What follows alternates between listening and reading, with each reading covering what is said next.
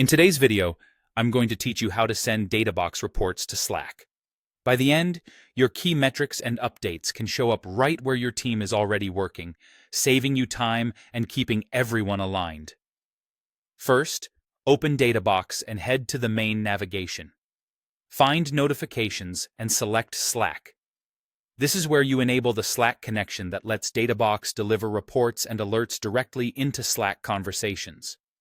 On that page, click the option that says plus turn on Slack notifications. When you do, a Slack authorization window will pop up.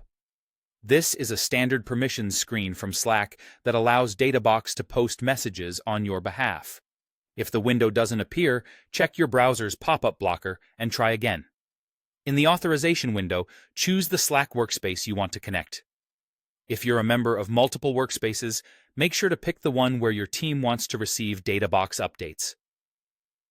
It helps to confirm you're logged into the correct Slack account in your browser before you continue. After selecting the workspace, click Allow to grant permissions. You'll see a list of what Databox can do, such as sending messages and interacting with channels you choose.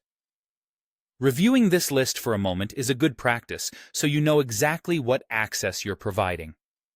Once permissions are granted, switch over to Slack. You should receive a welcome message from the Databox app, confirming that everything is set up. That message is your green light that Databox is now able to send reports into Slack. If you don't see the message right away, try searching for Databox in your Slack apps list, or refresh Slack.